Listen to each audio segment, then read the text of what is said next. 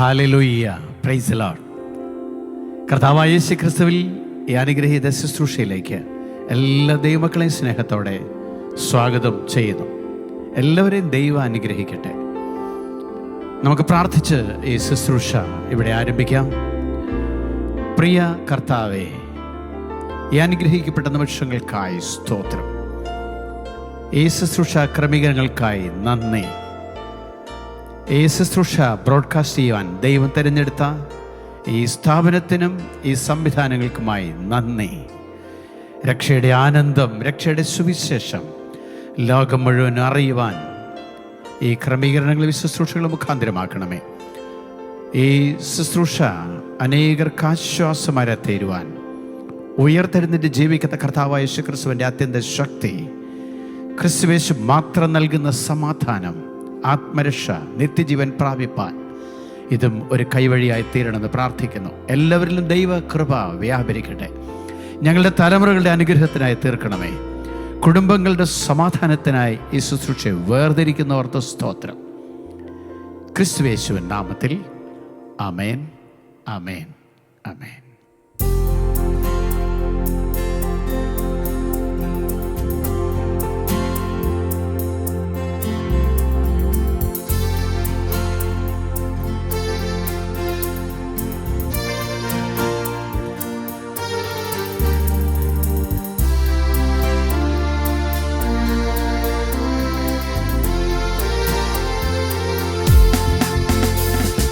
ജീവന്റെ ഉറവിടം ക്രിസ്തുവത്രേ, നാവിനാൽ അവനെ നാം ഘോഷിക്കാം.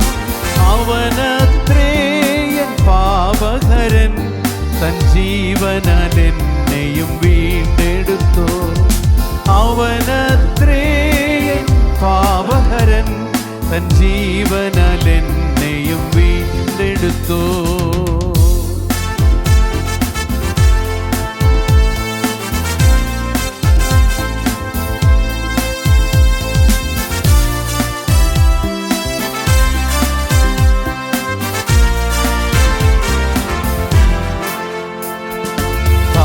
താഴ്ചയിലെനിക്കവൻ തണലേകി, താങ്ങി എന്നെ വീഴ്ചയിൽ വഴി നടത്തി. തുടച്ചെന്റെ കണ്ണുനീർ പൊൻകരത്താൽ, തുടിക്കുന്നൻ മനം സ്വർഗ സന്തോഷത്താൽ.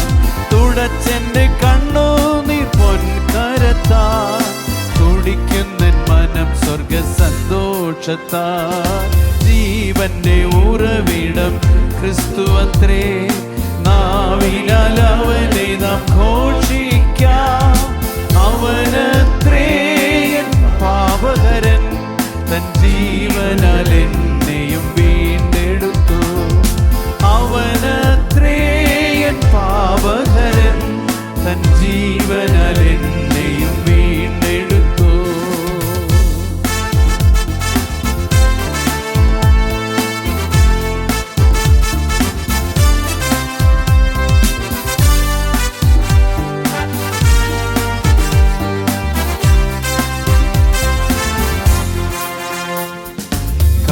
കാണാതാഴിയിൽ വലയുവോരേ, കരുണയെ കാംക്ഷിക്കും മൃതപ്രായരേ.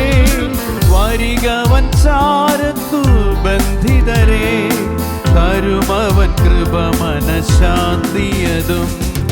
വരികവൻ ചാരത്തു ബന്ധിതരേ, തരുമവൻ കൃപ മനഃശാന്തിയതും. ജീവന്റെ ഉറവിടം ക്രിസ്തുവത്രേ, നാവിനാൽ അവനെ നാം ഘോഷിക്കാം. അവനത്രേ എൻ പാപഹരൻ, തൻ ജീവനാൽ എന്നെയും വീണ്ടെടുത്തു.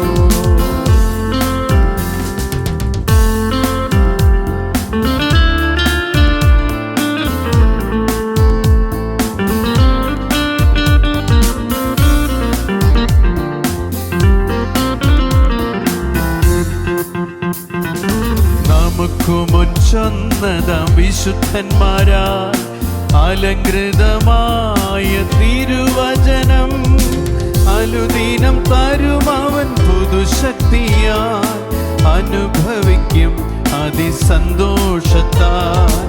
അനുദിനം തരും അവൻ പുതുശക്തിയാൽ, അനുഭവിക്കും അതിസന്തോഷത്താൽ. ജീവന്റെ ഉറവിടം ക്രിസ്തുവത്രേ, നാവിനാൽ അവനെ നാം ഘോഷിക്കാം. അവനത്രേ എൻ പാപഹരൻ, തൻ ജീവനാൽ എന്നെയും വീണ്ടെടുത്തു. അവനത്രേ എൻ പാപഹരൻ, തൻ ജീവനാൽ എന്നെയും വീണ്ടെടുത്തു.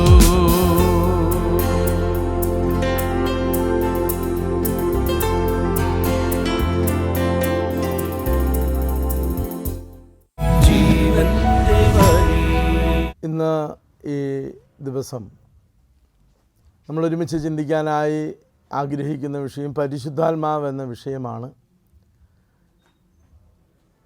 പരിശുദ്ധാത്മാവിനെക്കുറിച്ച് ബൈബിളിൽ ആദ്യമായി നാം വായിക്കുന്നത് ഉൽപ്പത്തി പുസ്തകത്തിൻ്റെ 1-ാം അധ്യായത്തിൻ്റെ ആദ്യ ഭാഗം 1, 2, 3 വാക്യങ്ങളിൽ, പാഴും ശൂന്യവുമായിരുന്ന ഈ ഭൂമിയിൽ ദൈവത്തിൻ്റെ ആത്മാവ് പ്രവർത്തിച്ച് ഇത് ഫലമുള്ളതായി പുഷ്ടിയുള്ളതായി തീർന്നു എന്ന് നമ്മൾ ഉൽപ്പത്തി പുസ്തകത്തിൻ്റെ ആദ്യ 1-ാം അധ്യായത്തിൽ തന്നെ വായിക്കുന്നുണ്ട്. എൻ്റെ പ്രിയപ്പെട്ടവരെ, അവിടുന്ന് തന്നെ ഒരു ദൂത് ആദ്യമേ തന്നെ നമ്മുടെ ജീവിതത്തിലേക്ക് പഠിക്കുവാൻ, ഈ പരിശുദ്ധാത്മാവ് എന്ന വിഷയം പഠിക്കുമ്പോൾ പരിശുദ്ധാത്മാവിനെ നമ്മുടെ ജീവിതത്തിലേക്ക് പ്രാപിക്കുമ്പോൾ, പരിശുദ്ധാത്മാവിനെ നമുക്ക് ലഭിക്കുമ്പോൾ, ദൈവമക്കളെ, ആ ഉൽപ്പത്തി പുസ്തകത്തിൽ നമ്മളെ പഠിപ്പിച്ച ആ പാഴും ശൂന്യവുമായിരുന്ന അനുഭവത്തിലേക്ക് ദൈവത്തിൻ്റെ ആത്മാവ് പ്രവർത്തിച്ചപ്പോൾ അവിടെ ഗുണമുള്ള, പ്രയോജനമുള്ള നല്ല അനുഭവം കടന്നു വന്നു എങ്കിൽ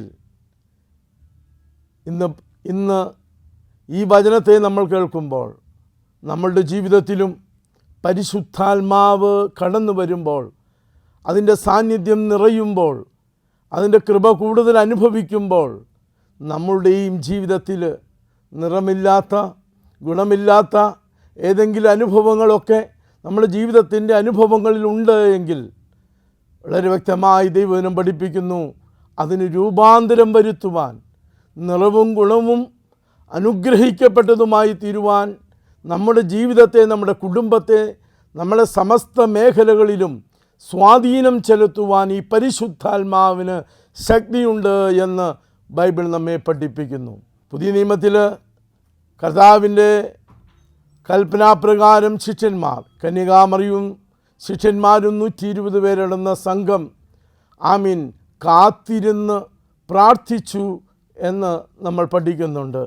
കാത്തിരുന്ന് ഒരുങ്ങി പരിശുദ്ധാത്മാവിനു വേണ്ടി അവർ പ്രാർത്ഥിച്ചു കൊണ്ടിരിക്കുമ്പോൾ ബൈബിളിൽ നമ്മൾ പഠിക്കുന്നു, വായിക്കുന്നു, പെന്തക്കോസ്തിയുടെ ദിവസം ആ 120 പേരുടെ മേലും ദൈവത്തിൻ്റെ ആത്മാവ് ഇറങ്ങി വന്നു. ഹല്ലേലൂയ. ആ പെന്തക്കോസ്തിയുടെ ദിവസം അവർ അന്യഭാഷകളിൽ സംസാരിക്കാൻ തുടങ്ങി. നമ്മളോട് പറയുന്നുണ്ട്, ദൈവാലയത്തിൽ നിന്ന്, യെരൂശലേം ദൈവാലയത്തിൽ നിന്ന് ആരാധന കഴിഞ്ഞ് ദൈവാലയത്തിൽ നിന്ന് കടന്നു വന്നവർ ഈ 120 പേരുടെ സംഘത്തിൽ ദൈവാത്മാവ് നിറഞ്ഞതിനെ ഓർത്ത് ഇതെന്ത് എന്ന് നോക്കുന്നു എന്നാണ് ബൈബിൾ നമ്മൾ വായിക്കുന്നത്. എൻ്റെ പ്രിയപ്പെട്ടവരെ, പരിശുദ്ധാത്മാവിൻ്റെ നിറവ് നമ്മുടെ ജീവിതത്തിൽ സംഭവിച്ചാൽ നിശ്ചയമായും നമ്മളിൽ രൂപാന്തരങ്ങൾ സംഭവിക്കും.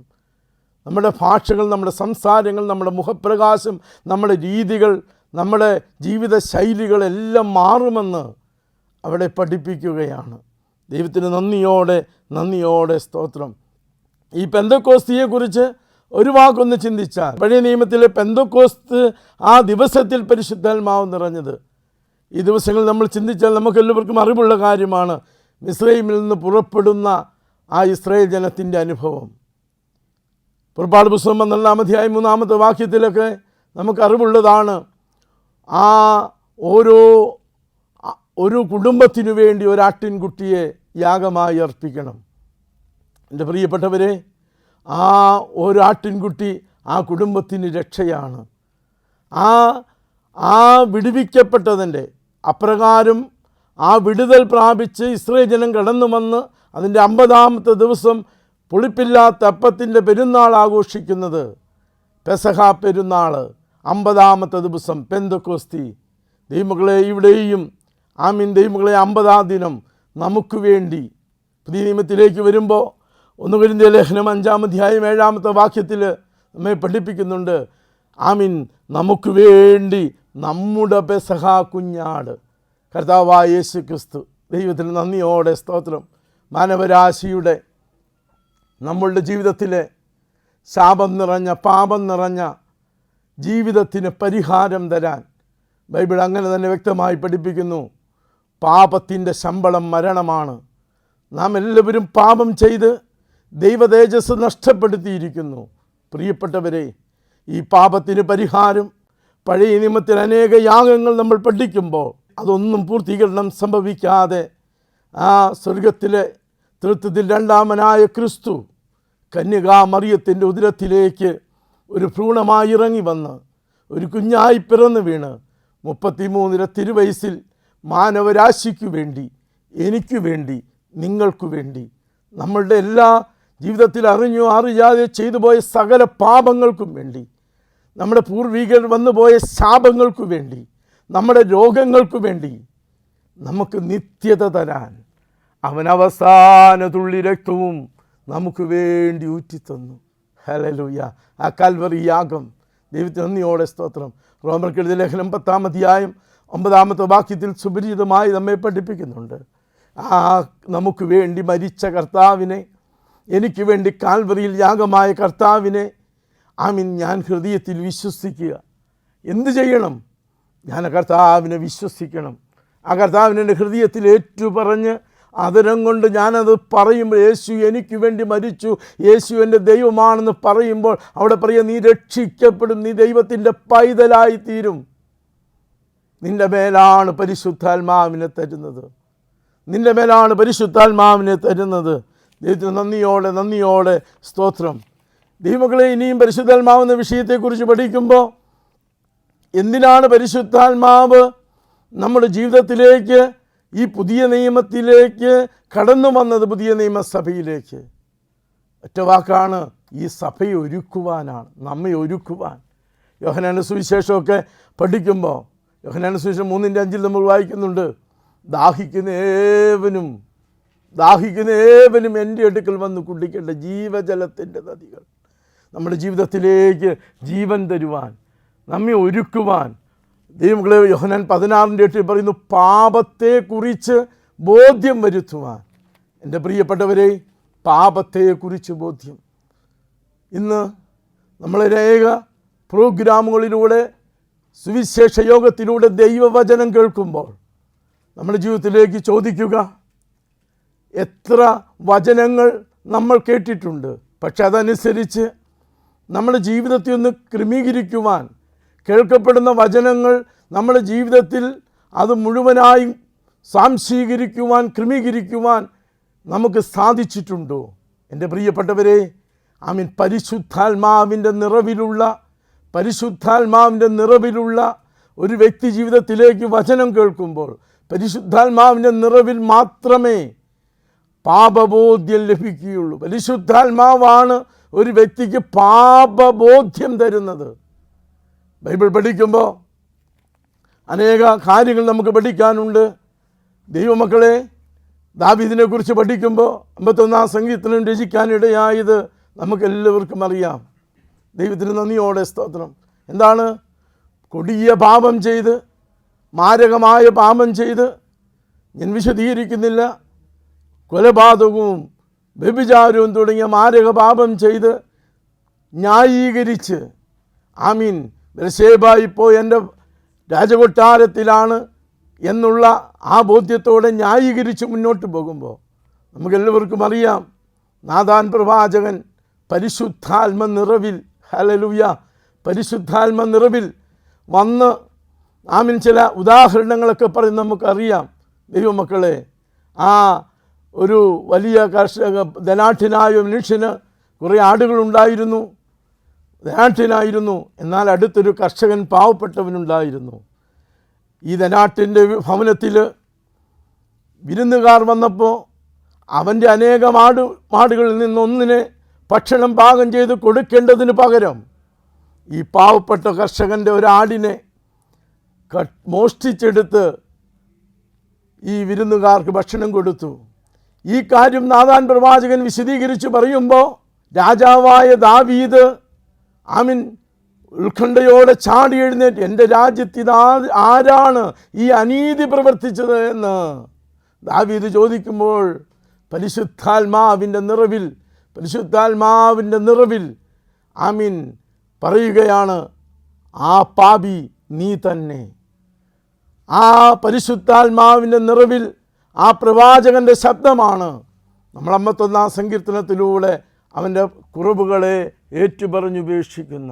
എൻ്റെ പ്രിയപ്പെട്ടവരെ, ഇന്ന് ഈ ദൈവവചനത്തെ കേൾക്കുമ്പോൾ ദൈവവചനത്തിൻ്റെ മുമ്പിൽ ന്യായീകരിക്കൽ സ്വയനീതീകരണമെന്നാണ് അതിനെക്കുറിച്ച് പഠിക്കുന്നത്. പിതാക്കന്മാർ പറയുന്നത് സ്വയനീതീകരണം പാടില്ല. ദൈവവചനം കേൾക്കുമ്പോൾ നമ്മുടെ ജീവിതത്തിലേക്ക് അങ്ങ് സ്വീകരിക്കണം. കുറവുകളെ ന്യായീകരിക്കരുത്. പരിശുദ്ധാത്മാവിൻ്റെ നിറവിലാണത് സംഭവിക്കുക. ദൈവത്തിന് നന്ദിയോടെ സ്തോത്രം. ശമരിയക്കാരി സ്ത്രീയെ കർത്താവ് വചനം പറഞ്ഞു. ഇവിടെ നമ്മളെ സ്പർശിക്കുന്ന ഒരു കാര്യമാണ്. ആ വചനം അവൾ അംഗീകരിച്ചു. എൻ്റെ ദൈവത്തിന് സ്തോത്രം. ദൈവവചനം കേൾക്കുമ്പോൾ അംഗീകരിക്കുന്ന അനുഭവം. ദൈവമക്കളെ, നമ്മുടെ ഈ ജീവിതത്തിൽ എന്തിനാണ് പരിശുദ്ധാത്മാവ് വന്നതെന്ന് ചോദിച്ചാൽ സഭയൊരുക്കുവാൻ, നമ്മെ ഒരുക്കുവാൻ. ദൈവത്തിന് നന്ദിയോടെ സ്തോത്രം. ദൈവമക്കളെ, യോഹന്നാന്റെ സുവിശേഷം 14:26 പറയുന്നത് ദൈവമക്കളെ പിതാവ് എൻ്റെ നാമത്തിൽ അയക്കാനുള്ള കാര്യസ്ഥനായ പരിശുദ്ധാത്മാവ്. പ്രിയപ്പെട്ടവരെ, ഞാനിങ്ങനെ പറയട്ടെ, കർത്താവിൻ്റെ കൂടെ 3.5 വർഷം ശിഷ്യന്മാർ നടന്നു. അവർക്കൊന്നിനും കുറവില്ലായിരുന്നു. അവരുടെ ഏത് കാര്യത്തിനും എന്തെല്ലാം അനുഭവങ്ങളിലൂടെ അവർ കടന്നുപോയി. അവിടെ എല്ലാം വിടുതൽ. സമുദ്രത്തിൻ്റെ നടുവിൽ, ഓളങ്ങളുടെ നടുവിൽ ഭയപ്പെട്ടു. കർത്താവ് അവിടെ പരിഹരിച്ചു. അവരുടെ പത്രോസിൻ്റെ അമ്മാമ്മയ്ക്ക് പനി വന്നു, അവിടെ തൊട്ട് സുഖപ്പെടുത്തി തുടങ്ങി. എന്തെല്ലാം ഭക്ഷണം, കൂടെയുള്ളവർക്ക് ഭക്ഷണം എല്ലാം ക്രമീകരിക്കപ്പെട്ടു. ആ യേശുവാണ് പറഞ്ഞു, ഞാൻ പോകുന്നത് നിങ്ങൾക്ക് നല്ലത്. ഞാൻ പോയാൽ മറ്റൊരു കാര്യസ്ഥനെ അയക്കും. കാര്യസ്ഥൻ നിങ്ങളുടെ ജീവിതത്തിൽ ഏത് കാര്യവും നിങ്ങളെ സഹായിപ്പാൻ, നിങ്ങൾക്ക് ഉപദേശിച്ചു തരുവാൻ. എൻ്റെ പ്രിയപ്പെട്ടവരെ, നമ്മളുടെ ജീവിതത്തിൽ എന്ത് ദുഃഖങ്ങളാകട്ടെ, നമ്മുടെ എന്ത് വേദനകളാകട്ടെ, പ്രാർത്ഥനാ വിഷയങ്ങളാകട്ടെ, ആവശ്യങ്ങളാകട്ടെ, ഒരു ദൈവ പൈതൽ, ദൈവത്തെ സ്വീകരിച്ച ദൈവ പൈതലിനെ സംബന്ധിച്ച് നിനക്ക് തുറന്നു പറയാനുള്ള, നിനക്ക് ഏൽപ്പിച്ച് പറഞ്ഞ് ആലോചന ചോദിക്കാനുള്ള സഹായകനാണ്. നിൻ്റെ കാര്യം നടത്തി തരാനുള്ള ദൈവം തന്നിരിക്കുന്ന കാര്യസ്ഥനാണ് പരിശുദ്ധാത്മാവ്. നമ്മൾ ഈ കൊച്ചു ജീവിതത്തിനു വേണ്ടി ഒത്തിരി ഓടി ഭാരപ്പെട്ട് കഷ്ടപ്പെട്ട് ഒന്നും വേണ്ട പ്രിയപ്പെട്ടവരെ, ആ ദൈവം നമ്മുടെ കൂടെയുണ്ട്. ഇത് പുസ്തകത്തിൽ പരിശുദ്ധാത്മാവിനെ ദുഃഖിപ്പിക്കരുത് എന്നൊരു ഭാഗം വായിക്കുമ്പോൾ, ദൈവമക്കളെ, ഈ ഭാഗം പഠിക്കുമ്പോൾ ഇങ്ങനെ ഓർക്കണം, എൻ്റെ സഹായത്തിനായി എനിക്ക് പരിശുദ്ധാത്മാവിനെ എൻ്റെ ഉള്ളിൽ തന്നിരിക്കുന്നു. ഞാനൊരു കാര്യവും ഈ ദൈവത്തോട് ആലോചന ചോദിക്കുന്നില്ല. എനിക്കൊരു കാര്യം വരുമ്പോൾ എൻ്റെ ചില കഴിവുകൾ, എനിക്ക് ചില അറിവുകൾ, എനിക്ക് സംസാരിക്കാനുള്ള, എനിക്കല്ലെങ്കിൽ ഇടപെടാനുള്ള ചില ആവശ്യങ്ങൾ, എൻ്റെ സമ്പത്ത്, എൻ്റെ ബന്ധുബലം, എൻ്റെ ആൾബലമൊക്കെ വെച്ച് ഈ കാര്യം എനിക്ക് നടത്താൻ സാധിക്കുമെന്നുള്ള എൻ്റെ ചിന്ത കൊണ്ട് കടന്നു പോകുന്നവർ പരിശുദ്ധാത്മാവ് ഉള്ളിൽ ദുഃഖിക്കുകയാണ്. ദൈവപൈതലേ, നിനക്ക് എന്താവശ്യം വന്നാലും, നിനക്ക് എന്ത് രോഗം വന്നാലും, നിനക്ക് എന്ത് വിഷയം വന്നാലും നിന്നെ സഹായിക്കാനാണ് ദൈവത്തിൻ്റെ ആത്മാവ്. മുന്നമേ ഏത് കാര്യം അവനോട് ആലോചന ചോദിച്ച് അവനെ ക്രമീകരിക്കുവാൻ തക്കവണ്ണം പരിശുദ്ധാത്മാവ് നമ്മുടെ ഉള്ളിലുണ്ട്. നമ്മൾ ചോദിച്ച് നമ്മുടെ കാര്യസ്ഥനായി അവനെ ക്രമീകരിക്കാനായി ദൈവമക്കളെ, ഈ ദൈവവചനത്തെ കേൾക്കുമ്പോൾ എൻ്റെ ജീവിതത്തിൽ 1-ാം സ്ഥാനം പരിശുദ്ധാത്മാവിന് കൊടുത്ത്, ദൈവത്തിന് കൊടുത്ത്, ദൈവാശ്രയത്തിൽ, എൻ്റെ സ്വന്തം ബുദ്ധിയാലല്ല, എൻ്റെ സ്വന്തം ഇഷ്ടത്താലല്ല. വേദപുസ്തകം പഠിക്കുമ്പോൾ ദാവീദൊക്കെ അത് നമുക്ക് ഒത്തിരി വേദഭാഗങ്ങളിലൂടെ പഠിപ്പിക്കുന്നുണ്ട്. ദൈവത്തിനോട് ആലോചന ചോദിക്കുന്ന ഒരു അനുഭവം, പരിശുദ്ധാത്മാവ് നമ്മെ നടത്തുന്നൊരനുഭവം. ദൈവത്തിന് നന്ദിയോടെ സ്തോത്രം. ഈ പരിശുദ്ധാത്മാവിനെ പ്രാപിക്കുവാൻ നമ്മൾ എന്ത് ചെയ്യണമെന്ന് ഈ ചിന്തയിൽ ബൈബിൾ പറഞ്ഞു, യേശു പറഞ്ഞു, നിങ്ങൾ പരിശുദ്ധാത്മാവിന് വേണ്ടി കാത്തിരിക്കണം. ദൈവമക്കളെ, ഒരു ഒരുക്കവും ഒരു പ്രാർത്ഥനാ ജീവിതവും ഒരു ആമീൻ ദൈവങ്ങളെ ഒരു പ്രാപിക്കാനുള്ള ഒരു കൊതിയും ദാഹവും, ദാഹിക്കുന്ന ഏവരും എൻ്റെ അടുക്കൽ പരിശുദ്ധാത്മാവിനെ എൻ്റെ ജീവിതത്തിലേക്ക് വേണമെന്നുള്ള എൻ്റെ അതിയായൊരാഗ്രഹം, പരിശുദ്ധാത്മാവിന് വേണ്ടി പ്രാർത്ഥിക്കുന്നൊരനുഭവം, പരിശുദ്ധാത്മാവിന് വേണ്ടി കൊതിക്കുന്നൊരനുഭവം. പ്രൈസല്ലോ. നമ്മൾ പാട്ട് പാടാറുണ്ടല്ലോ, മുട്ടോളമല്ല അരയോളം പോരാ നീന്തിട്ടില്ലാത്തൊരനുഭവം. പട്ടുകാരൻ പറഞ്ഞു, വചനം ഇങ്ങനെയാണ് പറയുന്നത്, ആ മുട്ടോളം പോരാ അരയോളവും പോരാ നീന്തിട്ടില്ലാതെ. തലയ്ക്ക് മുകളിൽ വെള്ളം കയറിയാൽ ദൈവമക്കളെ നമ്മുടെ കാലിൻ്റെ ശക്തിയിലല്ല വീണ്ടും നിൽക്കുന്നത്. പ്രിയപ്പെട്ടവരെ, ഇന്ന് പകൽക്കാലം ഈ പരിശുദ്ധാത്മാവ് നമ്മളെ നയിക്കുവാൻ, ഈ പരിശുദ്ധാത്മാവ് നമ്മെ നിയന്ത്രിക്കുവാൻ, നമ്മുടെ ജീവിതത്തിൽ ഇന്ന് ഈ വചനങ്ങളെ കേൾക്കുമ്പോൾ ഒരു വാക്കിങ്ങനെ പ്രാർത്ഥിക്കാം. കരുണയുള്ള ഞങ്ങളുടെ നല്ല ദൈവമേ കർത്താവേ, ഇന്ന് പരിശുദ്ധാത്മാവെന്ന വിഷയത്തെ പഠിക്കുമ്പോൾ ഞങ്ങളുടെ കാര്യസ്ഥനായി, ഞങ്ങളുടെ സഹായകനായി, ഞങ്ങളെ മുന്നോട്ട് നയിക്കുവാൻ, ഞങ്ങളെ നിത്യതയ്ക്ക് വേണ്ടി ഒരുക്കുവാൻ, ഞങ്ങളുടെ പാപങ്ങളെ ഏറ്റുപറഞ്ഞ് ഉപേക്ഷിക്കുവാൻ, കർത്താവിനെ മഹത്വപ്പെടുത്തുവാൻ, ദൈവത്തെ ആരാധിക്കുവാൻ തക്കവണ്ണം ഈ പരിശുദ്ധാത്മാവിൻ്റെ അളവറ്റ കൃപ ഞങ്ങളെ നിറയ്ക്കണമേ എന്ന് പ്രാർത്ഥിക്കുന്നു. ഞങ്ങളുടെ പ്രാർത്ഥനയും യാചനയും കേട്ടതുകൊണ്ട് സ്തോത്രം. യേശുവിൻ്റെ നാമത്തിൽ തന്നെ ആമേൻ. ദൈവത്തെ ആരാധിക്കാം. യേശുവെന്ന നാമമേ എൻ ആത്മാവിൻ ഗീതമേ, എൻ പ്രിയ യേശുവേ ഞാനെന്നും വാഴ്ത്തി പുകഴ്ത്തിയിടുമേ. സ്തോത്രം, സ്തുതിക്കാം.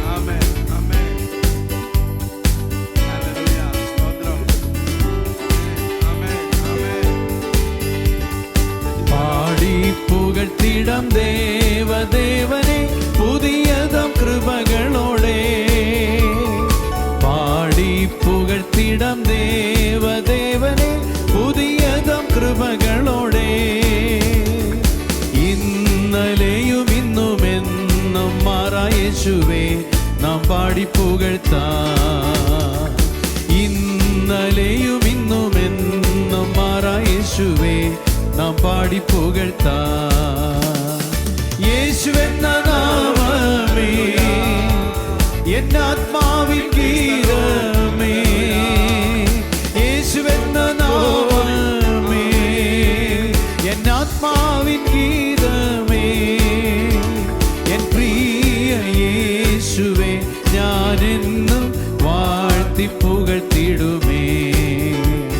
എൻ പ്രിയ യേശുവേ ഞാനെന്നും വാഴ്ത്തി പുകഴ്ത്തിടുമേ.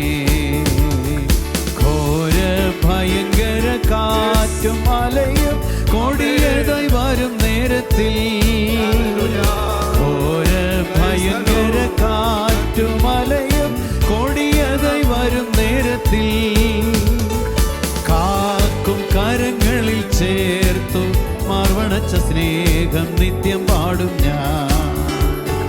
കാക്കും കരങ്ങളിൽ ചേർത്തു മാർവണച്ച സ്നേഹം നിത്യം പാടും ഞാൻ. യേശുവെന്ന നാമമേ എൻ ആത്മാവിൻ ഗീതമേ, യേശുവെന്ന നാമമേ എൻ ആത്മാവിൻ ഗീതമേ, എൻ പ്രിയ യേശുവേ ഞാനെന്നും വാഴ്ത്തി പുകഴ്ത്തിടുമേ. എൻ പ്രിയ യേശുവേ ഞാനെന്നും വാഴ്ത്തി പുകഴ്ത്തിടുമേ. എൻ പ്രിയ യേശുവേ ഞാനെന്നും വാഴ്ത്തി പുകഴ്ത്തിടുമേ. ദൈവത്തെ സ്തുതിക്കാം. മാനവരാശിയുടെ രക്ഷയ്ക്കായി വിടുതലിനായി ശാപത്തിന് വിടുതൽ സൗഖ്യദായകനായി ഞങ്ങൾക്ക് വേണ്ടി മരിച്ചുയർത്തെഴുന്നേറ്റ് ഇന്ന് ജീവിക്കുന്ന കർത്താവിനെ hallelujah hallelujah hallelujah hallelujah hallelujah hallelujah യേശുവിന്റെ നാമത്തെ ഉയർത്തുന്നു, യേശുവിന്റെ നാമത്തെ ഉയർത്തുന്നു. യേശുവേ. Hallelujah, hallelujah, hallelujah, hallelujah. ദൈവത്തെ സ്തുതിക്കാം. സ്തോത്രം, സ്തോത്രം. സ്തുതിക്കാം. Praise the Lord. Hallelujah. നിങ്ങളുടെ നല്ല ദൈവമേ കർത്താവേ, ആരാധനയുടെ നടുവിൽ നിന്റെ കരം Praise the Lord ഞങ്ങളുടെ മേൽ ഒന്ന് തൊടണമേ അപ്പാ. ഈ രോഗികളുടെ മേൽ, ഭാരം അനുഭവിക്കുന്നവരുടെ മേൽ കർത്താവേ, ഈ പ്രായാധിക്യമുള്ളവരുടെ മേൽ, കുഞ്ഞുങ്ങളുടെ മേൽ, തലമുറയുടെ മേൽ സ്തോത്രം, സ്തോത്രം, സ്തോത്രം. നിന്റെ വീര്യമുള്ള ഭുജം, നിന്റെ വീര്യം പ്രവർത്തിക്കുന്ന ഭുജം. ഹല്ലേലൂയ. നീ ഞങ്ങളെ സ്പർശിച്ചതിനായി സ്തോത്രം ചെയ്യുന്നു. നിന്റെ നടുവിൽ നീ കടന്നു വന്ന് വ്യാപരിച്ചതിനായി നന്ദി പറയുന്നപ്പ. പ്രാർത്ഥന കേട്ട ദൈവത്തിനായി സ്തോത്രം. ആരാധന ഇറങ്ങി വന്ന ദൈവത്തിനായി സ്തോത്രം. Hallelujah, hallelujah, hallelujah, hallelujah. Amen. ആമേൻ.